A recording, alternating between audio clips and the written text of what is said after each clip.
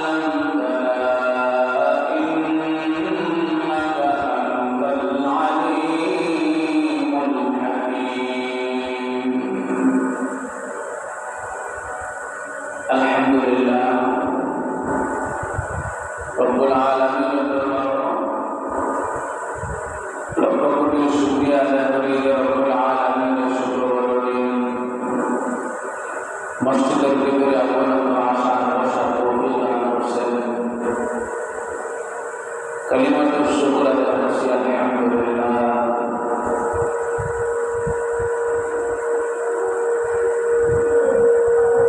কোরআনুল কারীমের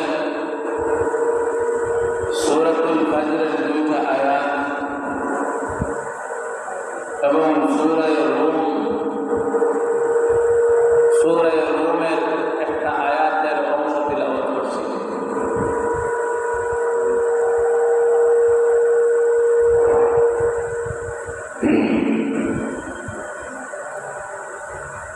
আল্লাহ রাব্বুল ইজ্জতি ওয়াল জালাল যদি তৌফিক দান করেন তাহলে ওই 2টা আয়াতকে সামনে রাখিয়া এবং রাসূলুল্লাহ সাল্লাল্লাহু আলাইহি ওয়াসাল্লামের আরো 2টা হাদিস তিলাওয়াত করছি, একটা আবু দাউদ শরীফ থেকে এবং একটা তিরমিজি শরীফ থেকে। আয়াত এবং হাদিসের সামনে রাখিয়া বেশিটা মুতাফা আল্লাহ তাআলা তৌফিক দান করুন।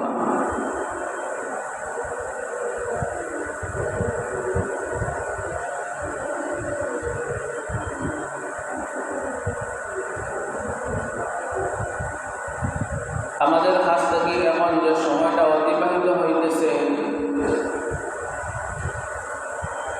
সেই সময়টা হচ্ছে জিলকাদা মাসের একেবারে শেষ টাইম।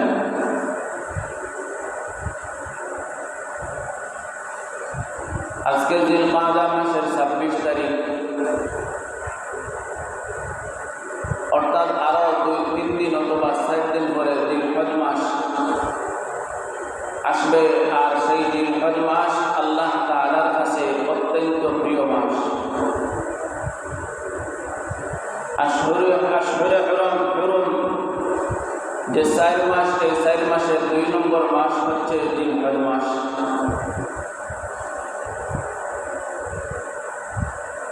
জিলহজ মাস এমন একটা মাস যে মাসের মধ্যে আল্লাহ রাব্বুল ইজ্জতি ওয়াল জালাল শরীয়তের অনেক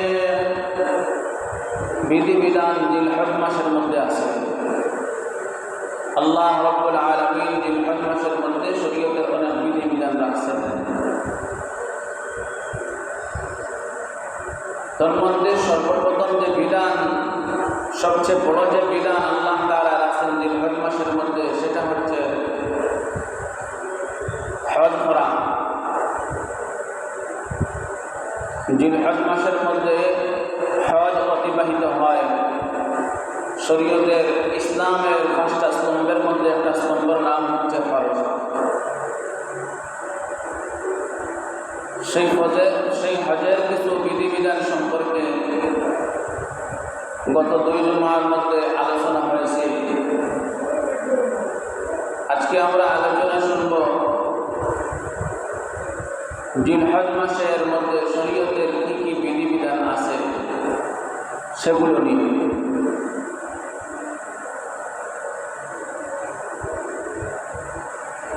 প্রথমত, জিলহজ মাসের মধ্যে যে হজ আল্লাহ রাব্বুল আলামিন রাখছেন,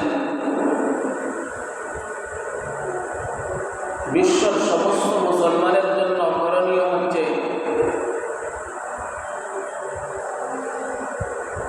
জিলহজ মাসের মধ্যে হাজিদের জন্য দোয়া করা। আল্লাহ রাব্বুল ইজ্জতি ওয়াল জালাল যাতে যে সমস্ত হাজিরা হজের মধ্যে অংশগ্রহণ করছে, আল্লাহ তাআলা তারারে সুস্থতার সাথে হজের যত বিধিবিধান আছে সেগুলা পালন করার তৌফিক দান করতাম।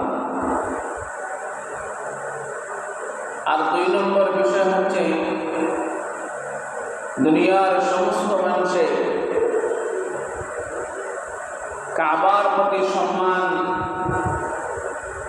কাবার প্রতি শ্রদ্ধা দুনিয়ার সমস্ত মানুষের বজায় রাখা দুনিয়ার সমস্ত মুমিন মুসলমানের উপরে কর্তব্য। কাবার সম্মান রক্ষা করা দুনিয়ার সমস্ত মুমিন মুসলমানের জন্য কর্তব্য। এজন্য দুনিয়ার যে কোনো প্রান্তে যে কোনো মানুষ থাকুক, যার যেদিকে কিবলা থাকবে দুনিয়ার পশ্চিম প্রান্তের মানুষের কিবলা হচ্ছে পূর্ব দিকে, আবার দুনিয়ার দক্ষিণ প্রান্তের মানুষের কিবলা হচ্ছে উত্তর দিকে, দুনিয়ার উত্তর দিকের মানুষের কিবলা হচ্ছে দক্ষিণ দিকে, দুনিয়ার পূর্ব দিকের মানুষের কিবলা হচ্ছে পশ্চিম দিকে। অর্থাৎ যার যেদিকে কাবা আছে তার সেই দিকে কিবলা। এই কিবলারে সম্মান প্রদর্শন করা হচ্ছে মুসলমানের জন্য কর্তব্য। কোনো মানুষ কিবলার দিকে পেশাব পায়খানা করতো না, এটা কিবলারে অসম্মান প্রদর্শন করা হয়। কোনো মানুষ কিবলার দিকে থুতু ফেলাইত না, অর্থাৎ বাংলাদেশের মুসলমানের জন্য দুনিয়ার পূর্ব প্রান্তের মানুষের জন্য পশ্চিম দিকে থুতু ফেলানো কিবলার প্রতি অসম্মান প্রদর্শন করা হয়। কোনো ময়লাযুক্ত পানি কিবলার দিকে ফেলাইত না, কারণ কিবলার দিকে ময়লাযুক্ত পানি ফেলাইলে কিবলারে অসম্মান প্রদর্শন করা হয়। কিবলার প্রতি সম্মান প্রদর্শন করা, কাবার প্রতি সম্মান প্রদর্শন করা প্রত্যেক মুসলমানের জন্য কর্তব্য। বুখারী শরীফের মধ্যে একটা হাদিস আছে, রাসূলুল্লাহ সাল্লাল্লাহু আলাইহি ওয়াসাল্লামের জামানায় ইয়ামানের আসহাব গোত্রের মানুষরা ইয়ামানের মধ্যে তারা একটা গির্জা বানাইছে, মন্দির বানাইছে। আর সেই মন্দিরের মধ্যে মূর্তি রাখছে এবং তারা ঘোষণা দিয়েছে তাদের সেই মন্দিরের নাম কাবাতুল ইয়ামানিয়া, ইয়ামানিদের কাবা। তাদের সেই মন্দিরের নাম রাখছে কাবার নামে।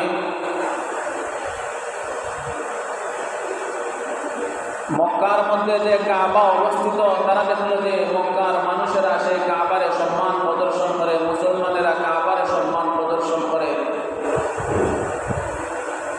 কাফির মুশরিকরা ইয়ামানের মধ্যে তারাও একটা ঘর বানাইল, আর সেই ঘর বানাইয়া সেই ঘরের সম্মান প্রদর্শন করা শুরু করলো। আর তারা মক্কার কাবার বিরোধিতা করার জন্য তাদের সেই কাবার নাম রাখছে, তাদের সেই গির্জার নাম রাখছে কাবাতুল ইয়ামানিয়া। রাসূলুল্লাহ সাল্লাল্লাহু আলাইহি ওয়াসাল্লামের একজন বিশিষ্ট সাহাবী হযরত জারীর ইবনে আব্দুল্লাহ রাদিয়াল্লাহু তাআলা আনহুকে আল্লাহ রাসূল সাল্লাল্লাহু আলাইহি ওয়াসাল্লাম বললেন, আলা তুরিহুনি মিন যুলখুলাইসা, আলা তুরিহুনি মিন যুলখুলাইসাতা ওয়া কানা বাইতান ফি খাসআমা ইউসাম্মা কাবাতুল ইয়ামানিয়া। হে জারীর ইবনে আব্দুল্লাহ, তুমি আমারে যুলখুলাইসার চিন্তা থেকে আমারে মুক্ত করবাইনি। অর্থাৎ যুলখুলাইসা মুসলমানেরা সেই গির্জারে নাম দিয়েছিল যুলখুলাইসা। তো রাসূলুল্লাহ সাল্লাল্লাহু আলাইহি ওয়াসাল্লাম বলতেছেন, হে আমার জারীর ইবনে আব্দুল্লাহ, তুমি আমারে যুলখুলাইসার চিন্তা থেকে আমারে মুক্ত করবাইনি। তিনি রাসূলুল্লাহ সাল্লাল্লাহু আলাইহি ওয়াসাল্লামকে বললেন, ইয়া আল্লাহ রাসূল, আমার একটা অভিযোগ। হ্যাঁ, আমি আপনার সেই ফিকির থেকে আপনারে মুক্ত করতে পারবো, তবে আমার একটা অভিযোগ, আমি ঘোড়া এবং ওঠের উপরে বসতে পারি না। কারণ তিনি এমন একজন বিরাট আকৃতির মানুষ ছিলেন এবং এত সুন্দর একজন মানুষ ছিলেন, যার উদাহরণ এই উম্মতের মধ্যে ইউসুফ আলাইহিস সালাতু ওয়াস সালাম বলা হয়। তিনি যে রাস্তা দিয়ে হাঁটিয়া যাইতেন, জারীর ইবনে আব্দুল্লাহ রাদিয়াল্লাহু তাআলা আনহু তার যৌবন এবং রূপ দেখিয়া ইহুদি মহিলারা রাস্তার মধ্যে দাঁড়াইয়া থাকত। তিনি নিজের চেহারারে ডাকিয়া রাখতেন রুমাল দিয়া। এত সুন্দর একজন সুদর্শন পুরুষ ছিলেন জারীর ইবনে আব্দুল্লাহ রাদিয়াল্লাহু তাআলা আনহু, এবং এমন বিরাট আকৃতির একজন মানুষ ছিলেন যে যখন রাসূলুল্লাহ সাল্লাল্লাহু আলাইহি ওয়াসাল্লামকে বললেন, ইয়া আল্লাহ রাসূল, আমি ঘোড়ার উপরে বসতে পারি না, অর্থাৎ নিজের শারীরিক কাঠামো এত বড় ছিল, ঘোড়ার উপরে বসলে তিনি পড়ে যেতেন। রাসূলুল্লাহ সাল্লাল্লাহু আলাইহি ওয়াসাল্লাম তার বুড়ার উপরে বসাইয়া তার সিনার মধ্যে আঘাত করলেন, হাত দিয়ে থাপ্পড় মারলেন, আর তিনি পড়তে লাগলেন রাসূলুল্লাহ সাল্লাল্লাহু আলাইহি ওয়াসাল্লাম, আল্লাহুম্মা সাব্বিতহু ওয়াজআলহু হাদিয়াম মাহদিয়া।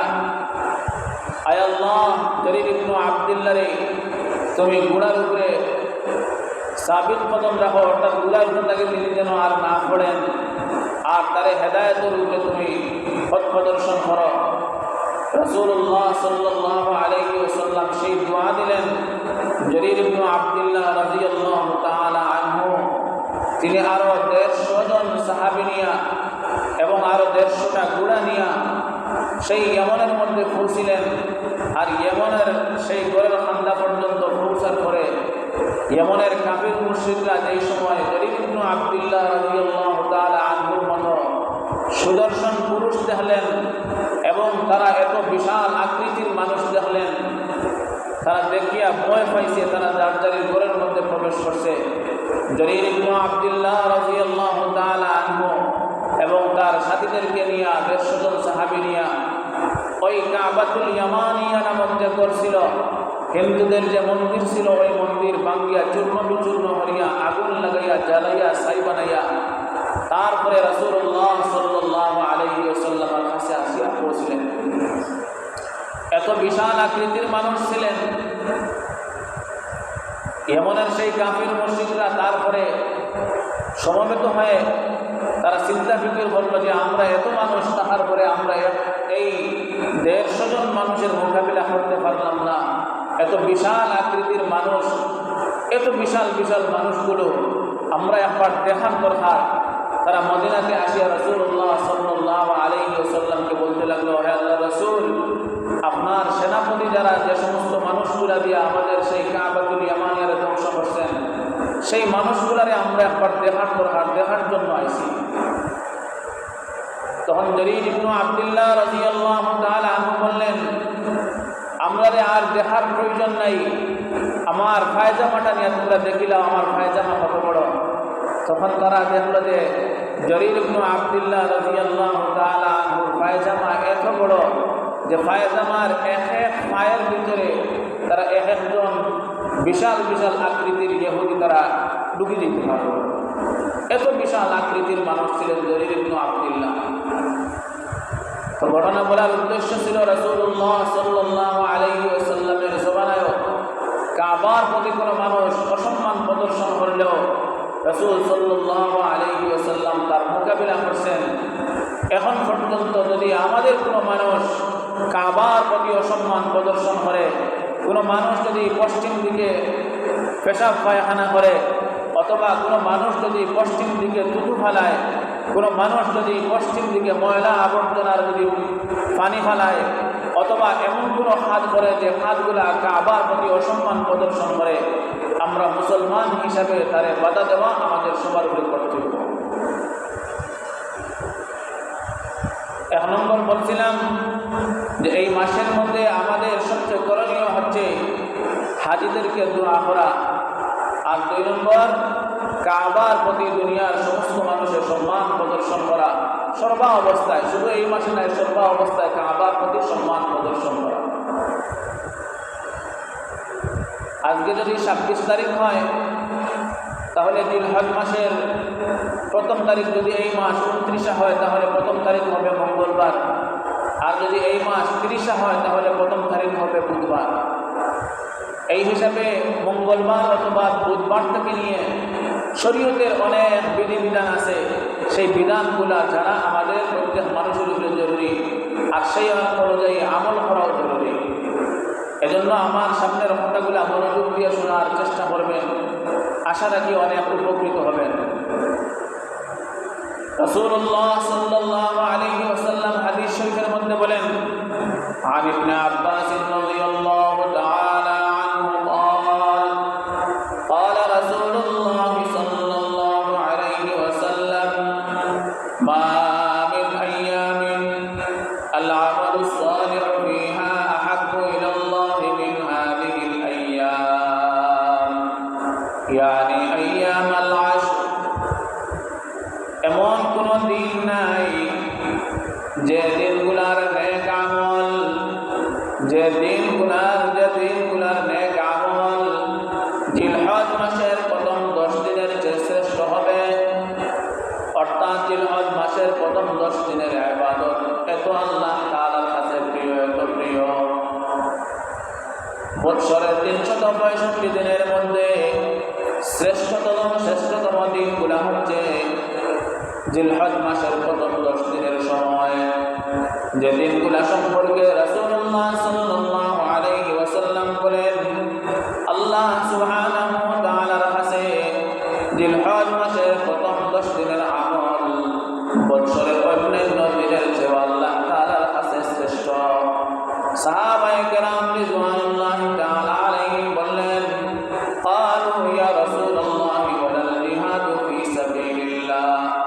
ইয়া আল্লাহ রাসূল সাল্লাল্লাহু আলাইহি ওয়াসাল্লাম, সেই দিনগুলোর মধ্যে আমল তো শ্রেষ্ঠ বুঝলাম, কিন্তু সেই দিনগুলোর মধ্যে জিহাদের চেয়েও সেই দিনগুলোর আমল কি শ্রেষ্ঠ? রাসূলুল্লাহ সাল্লাল্লাহু আলাইহি ওয়াসাল্লাম বললেন, ওয়ালাল জিহাদু ফি সাবিলিল্লাহ। হ্যাঁ, ওই দিনগুলোর আমল, ওই দিনগুলোর একটা আমল জিহাদের চেয়েও শ্রেষ্ঠ। তারপরে রাসূলুল্লাহ সাল্লাল্লাহু আলাইহি ওয়াসাল্লাম বলেন, ইল্লা রাজুলুন খারাজা বিনাফসিহি ওয়া মালিহি ফালাম ইয়ারজি' মিন যালিকা বিশাই। আর যদি কোনো মানুষ জিহাদের ময়দানে গিয়ে সে যদি শাহাদাত বরণ করে তার মাল এবং জান সবকিছু বিসর্জন দিয়ে দেয় আল্লাহর রাস্তায়, তাহলে তার কথা ভিন্ন। তাহলে বোঝা গেল কোনো মানুষ যদি ওই দিনের মধ্যে ওই দিনগুলোর মধ্যে সুবহানাল্লাহ পড়ে, আলহামদুলিল্লাহ পড়ে, আল্লাহু আকবার পড়ে, ওই দিনগুলোকে একবার আলহামদুলিল্লাহ পড়া জিহাদের চেয়ে শ্রেষ্ঠ। ওই দিনগুলোর মধ্যে আলহামদুলিল্লাহ পড়া জিহাদের চেয়ে শ্রেষ্ঠ। ওই দিনগুলোর মধ্যে নেক আমল করা জিহাদের চেয়ে শ্রেষ্ঠ। ওই দিনগুলোর মধ্যে তাহাজ্জুদের নামাজ পড়া জিহাদের চেয়ে শ্রেষ্ঠ। ওই দিনগুলোর প্রত্যেক একটা আমল জিহাদের চেয়ে শ্রেষ্ঠ। জিলহজ মাসের প্রথম 10 দিনের ইবাদত, জিলহজ মাসের প্রথম 10 দিনের গুরুত্ব এত বেশি। রাসূলুল্লাহ সাল্লাল্লাহু আলাইহি ওয়াসাল্লাম হাদিসের মধ্যে বলেন, আন আবি হুরায়রা রাদিয়াল্লাহু তাআলা আনহু قال رسول الله صلى الله عليه وسلم ما من أيام أحب إلى الله أن يتعبد له فيها من عشر ذي الحجة। আল্লাহর হাবিব সাল্লাল্লাহু আলাইহি ওয়াসাল্লাম বলেন, আল্লাহ তাআলার কাছে জিলহজ মাসের প্রথম 10 দিনের ইবাদতের চেয়ে আর কোনো শ্রেষ্ঠ ইবাদত হইতেই পারে না। ইয়াদিলু সিয়ামু কুল্লি ইয়াউমিন মিনহা বিসিয়ামি সানাতিন। জিলহজ মাসের প্রথম 10 দিনের এক দিনের রোজা কোনো মানুষ যদি জিলহজ মাসের প্রথম 10 দিনের অর্থাৎ জিলহজ মাসের 9 তারিখ পর্যন্ত রোজা রাখা যায়, জিলহজ মাসের 10 নম্বর তারিখ তো ঈদের দিন রোজা রাখা হারাম। এই জন্য জিলহজ মাসের প্রথম 9 দিন যদি কোনো মানুষ একদিন একটা রোজা রাখে, তাহলে তার ওই একটা রোজা সারা বছরের রোজার সমান। আল্লাহর হাবিব সাল্লাল্লাহু আলাইহি ওয়াসাল্লাম বলেন, ওয়া কিয়ামু কুল্লি লাইলাতিন মিনহা বিকিয়ামি লাইলাতিল কদরি। আর যদি কোনো মানুষ ওই 10 রাত্রির কোনো এক রাত্রির মধ্যে জাগে ইবাদত বন্দেগী করে, তাহলে তার একটা রাত্রির ইবাদত লাইলাতুল কদরের সমান। এর চেয়ে আর বড় ফজিলত কি হইতে পারে? একদিন একটা রোজা রাখলে ওই একটা রোজা 1 বছরের রোজার সমান। আর যদি একটা রাত যদি জাগে ইবাদত বন্দেগী করো, তাহলে ওই এক রাত্রির ইবাদত লাইলাতুল কদরের সমান। অর্থাৎ ওই 10 রাত্রির এক রাত লাইলাতুল কদরের সমান। কোনো মানুষ যদি লাইলাতুল কদর একটা পাইলায়, তাহলে আল্লাহ তাআলা কুরআনুল কারীমের মধ্যে বলেন, লাইলাতুল কদরি খায়রুম মিন আলফি শাহরিন। লাইলাতুল কদরের একটা রজনী 1000 মাসের চেয়ে শ্রেষ্ঠ। অর্থাৎ ওই মানুষ, একজন মানুষ যদি নির্দিষ্ট ওই 10 দিনের মধ্যে 10 দিনের একটা রাত যদি জাগিয়া ইবাদত বন্দেগী করে, তাহলে সে যেন লাইলাতুল কদরের রাত্রির মধ্যে জাগিয়া ইবাদত বন্দেগী করলো। আর যদি কোনো মানুষ একদিন রোজা রাখে, তাহলে সে যেমন 1 বছর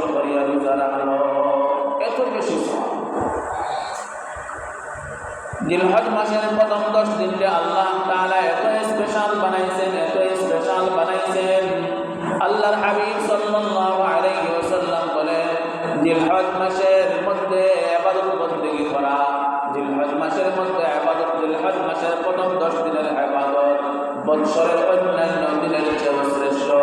আর কতটুকু শ্রেষ্ঠ তার ফজিলত বর্ণনা করতে রাসূলুল্লাহ সাল্লাল্লাহু আলাইহি ওয়াসাল্লাম বলেন, এক রাত্রির ইবাদত লাইলাতুল কদরের সমান, এক দিনের রোজা এক বৎসরের রোজার সমান।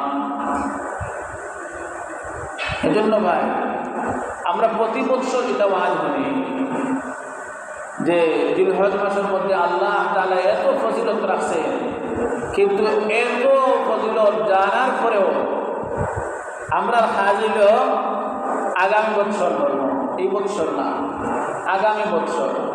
আরে এই বৎসর কত ঝামেলা পড়ে রয়েছে, এই বৎসর আমার কত ঝামেলা আছে, আগামী বৎসর ফ্রি হয়ে যাব, তার সব ঝামেলা শেষ হয়ে যাব, আর আমি আগামী বছর এবার বলতে পারবো। প্রত্যেকটা মানুষের এইভাবে একটা চিন্তা ফিকির থাকে, এই বছর আমার বহুত ঝামেলা, আগামী বছর। আল্লাহ রাব্বুল আলামিন কোরআনে কারীমের মধ্যে বলেন, আল্লাহুল্লাযী খালাকাকুম মিন দু'ফিন সুম্মা জাআলা মিন বা'দি দু'ফিন কুওয়াতান সুম্মা জাআলা মিন বা'দি কুওয়াতিন দু'ফান ওয়া শাইবা। আল্লাহ সুবহানাহু ওয়া তাআলা বলেন, আমি আল্লাহ তাআলা তোমরা বানাইছি দুর্বল বানাইয়া। এক সময় আমাদের হাত ছিল, কিন্তু হাতে আমাদের কোনো কাজ করতো না। আমাদের চক্ষু ছিল, কিন্তু আমাদের চক্ষু কোনো কাজে আসতো না। আমাদের কান ছিল, কিন্তু কান কোনো কাজে আসতো না। আমাদের পা ছিল, কিন্তু আমাদের পা কোনো কাজে আসতো না। আমাদের জবান ছিল, কিন্তু আমাদের জবান চলতো না। আমরা যে সময় শিশু ছিলাম আমাদের সব অঙ্গ প্রত্যঙ্গ ঠিক ছিল, কিন্তু অঙ্গ প্রত্যঙ্গ থাকলেও আমাদের হাত দ্বারা আমরা খাবার খাইতে পারতাম না, আমাদের জবান দ্বারা আমরা কিচ্ছু হইতে পারতাম না, আমাদের শরীরের অঙ্গ প্রত্যঙ্গ সব কিছু ঠিক থাকলেও আমরা চলাফেরা করতে পারতাম না। আমার অঙ্গ প্রত্যঙ্গ সব কিছু দুর্বল ছিল। রব্বুল আলামিন বলেন, আল্লাহুল্লাযী খালাকাকুম মিন দু'ফিন দু'ফিন, আমি আল্লাহ তোমাদের দুর্বল বানাইয়া দুনিয়ার মধ্যে পাঠাইছি, অর্থাৎ দুর্বল বানাইয়া দুনিয়ার মধ্যে তোমাদের সৃষ্টি করছি। এরপরে আল্লাহ রাব্বুল আলামিন বলেন, সুম্মা জাআলা মিন বা'দি দু'ফিন কুওয়া, এরপরে তোমাদের দুর্বলতার পরে আমি তোমাদের শক্তি দিয়েছি। এখন আমাদের হাত আছে, পা আছে, চোখ আছে, দিমাগ আছে, আমাদের সব কিছু আছে। আমরা মনে করি যে আমাদের সব কিছু এইভাবে থাকবে, এইভাবে থাকবে। আমি আর কিছু মেডিসিন ব্যবহার করি, আমি মেডিসিন ব্যবহার করলে মনে হয় শরীরের মধ্যে শক্তি আরো বাড়বো। রোগ হয়ে গেছে, আমি এখন ডাক্তারের কাছে যাই, ডাক্তারের কাছে গেলে ডাক্তারে ঔষধ দিব, আমি অসুস্থ হয়ে যাব। আল্লাহ রাব্বুল আলামিন বলেন, তোমার একটা সময় সীমা আছে, ওই সময় সীমার পরে আল্লাহ সুবহানাহু ওয়া তাআলা বলেন, সুম্মা জাআলা মিন বা'দি কুওয়াতিন যুআফা, তোমার সেই সফলতার পরে আমি আল্লাহ তাআলা তোমারে আবার দুর্বল বানাইব, ওয়া শাইবা, তোমারে আমি আল্লাহ বৃদ্ধ বানাইব। যদি দুনিয়ার মধ্যে এমন কোনো মেডিসিন থাকতো, শক্তির মেডিসিন, তাহলে দুনিয়ার মানুষে খালি শক্তির মেডিসিন প্রয়োগ করলো না, আর কোনো মানুষের শক্তি কখনো গেল না, মানে মানুষ সবসময় দুর্বল সবল থাকলো না, কখনো দুর্বল হইল না। মানে কিন্তু দেখা যায় না, না, দুনিয়ার যত বড় বড় ডাক্তার হয় না কেন, সে যত বড় মেডিসিন ব্যবহার করুক না কেন, একদিন দেখা যায় তার দুর্বলতা দেখা দেয়, তার দাড়িগুলা ফাঁকি যায়, চকুর জ্যোতি নষ্ট হয়ে যায়, তার চুলগুলা ফাঁকি যায়, তার দাঁতগুলা পড়ে যায়, শরীরের শক্তিগুলা পার্টসগুলা আবার দুর্বল হইয়া আল্লাহ তাআলা যেভাবে তোমার দুনিয়ার মধ্যে প্রথমে বানাইছে ওইভাবে হয়ে যায়। এখন তার পায়ে আর কোনো কাজ করে না, চুলকে কোনো কাজ করে না, হাতে কোনো কাজ করে না, আবার বৃদ্ধ বয়স পৌঁছার পরে মানুষ তাদের মতো তুলিয়া খাবার দেয়, হাঁটতে পারে না, তারা মানুষের ধরে ধরিয়ে আবার কেটা করে হাঁটাইলো হয়। আবার আল্লাহ সুবহানাহু ওয়া তাআলা তোমারে প্রথমে বানাইছেন দুর্বল, এরপরে বানাইছেন সবল, তারপরে আল্লাহ তাআলা বলতেছেন সেই সময় সীমার পরে আমি আল্লাহ তাআলা তোমারে দুর্বল বানাইব, দুনিয়ার কোনো পরাশক্তি তোমারে কোনো সবল বানাইতে পারতো না। এজন্য আমরা যদি তারিখ করে এই বছর না আগামী বছর, অবশ্যই অবশ্যই আগামী বছর তোমার সময় আরো কিছু কমল, আর সেই সময় তোমার কারণে তোমার শরীরের মধ্যে দুর্বলতা দেখা দিল। এই বছর তোমার কাছে যে সুযোগটা আছে, আগামী বছর এর সময় যাইব ঝামেলা আরো বাড়বো। তুমি মনে করছো না এই বছর ঝামেলার কারণে ইবাদত বন্দেগী করা যাইত না। এই বছর আমি কি করিলাই, কিছুটা ইবাদত বন্দেগী কমাইলাই, আমার এখন ঝামেলাগুলা শেষ করিলাই, আগামী বছর ইবাদত বন্দেগী করবো। আগামী বছরের জন্য তুমি রাখছো, জানিয়ে রাখো আগামী বছর তোমার জন্য ঝামেলা আরো বাড়বো। এজন্য আল্লাহ রাসূল সাল্লাল্লাহু আলাইহি ওয়াসাল্লাম বলতেছেন, জিলহজ মাসের এক একটা ইবাদত জিহাদের চেয়ে শ্রেষ্ঠ। জিলহজ মাসের এক এক রাত্রির ইবাদত লাইলাতুল কদর রাত্রির ইবাদতের চেয়ে শ্রেষ্ঠ, ইবাদতের সমকক্ষ। জিলহজ মাসের এক এক দিনের রোজা সারা বছর রোজার সমকক্ষ। এজন্য তারিখ না করিয়া এই বছর হয়তো মঙ্গলবার অথবা বুধবার 1 তারিখ হবে, এই 1 তারিখ থেকে আমাদের আমলগুলা শুরু করি। জিলহজ মাসের যে আমলগুলা আছে সেই আমলগুলা শুরু করি। রাসূলুল্লাহ সাল্লাল্লাহু আলাইহি ওয়াসাল্লাম জিলহজ মাসের প্রথম আমল বর্ণনা করছেন। জিলহজ মাসের প্রত্যেক এক দিনের ইবাদত কি, প্রত্যেক এক দিনের ইবাদত, এক দিনের রোজা এক বছরের রোজার সমান। জিলহজ মাসের এক রাত্রির ইবাদত লাইলাতুল কদরের সমান। তাহলে আমরা পাইলাম প্রথম জিলহজ মাসের প্রথম 10 দিনের ফজিলত এক রাত্রির ইবাদত লাইলাতুল কদরের সমান, আর এক দিনের রোজা এক বছরের রোজার সমান। আর জিলহজ মাসের প্রথম 10 দিনের প্রত্যেক ইবাদত সারা বছরের ইবাদতের চেয়ে শ্রেষ্ঠ। রাসূলুল্লাহ সাল্লাল্লাহু আলাইহি ওয়াসাল্লাম হাদিসের মধ্যে বলেন, মা মিন আইয়ামিন আল আমালুস সালিহু ফিহা আহাব্বু ইলাল্লাহি মিন হাযিহিল আইয়াম, ইয়ানি আইয়ামাল আশর। আল্লাহ সুবহানাহু ওয়া তাআলার কাছে জিলহজ মাসের প্রথম 10 দিনের ইবাদত, জিলহজ মাসের প্রথম 10 দিনের ইবাদত বছরের 65 দিনের চেয়ে শ্রেষ্ঠ। এত ফজিলতপূর্ণ সময়গুলো আমাদের সামনে আসতেছে।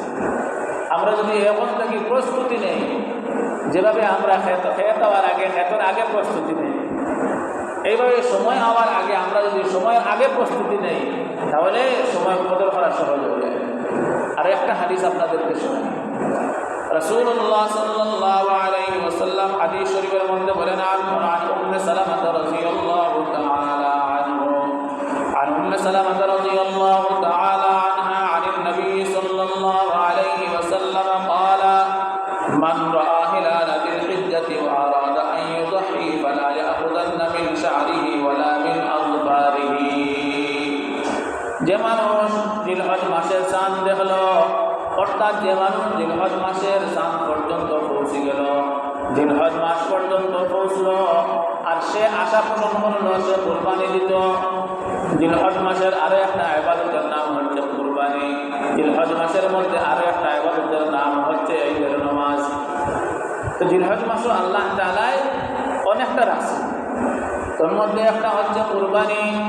আল্লাহর হাবিব সাল্লাল্লাহু আলাইহি ওয়াসাল্লাম বলে, যে মানুষটা জিলহজ মাস পর্যন্ত পৌঁছিল, জিলহজ মাসের চাঁদ দেখলো, আর সে আশা পোষণ করলো সে কুরবানি দিত, আল্লাহর হাবিব সাল্লাল্লাহু আলাইহি ওয়াসাল্লাম বলেন, ফালা ইয়াখুযান্না মিন শা'রিহি ওয়ালা মিন আযফারিহি।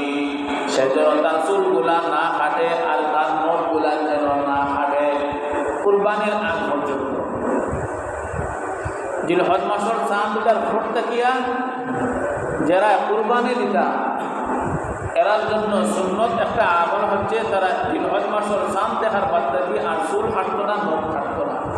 কুরবানি দিয়া তার চুল কাটিত, নখ কাটিত, এটা আর একটা সুন্নত।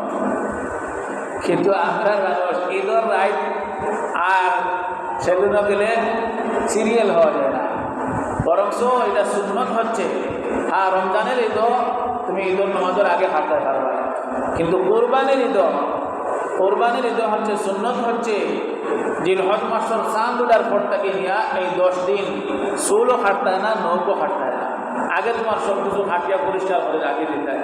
এই 10 দিনের মধ্যে হাত তুলে চুলও হাত দিতে হয় না, নখও হাত দিতে হয় না। একটা সুন্নত আমল কোরবানি দিয়া কোরবানির আগে নয়, কোরবানি দিয়া নিজের চুল কাটি দেয়, নখ কাটি দেয়, এটা আরও একটা সুন্নত।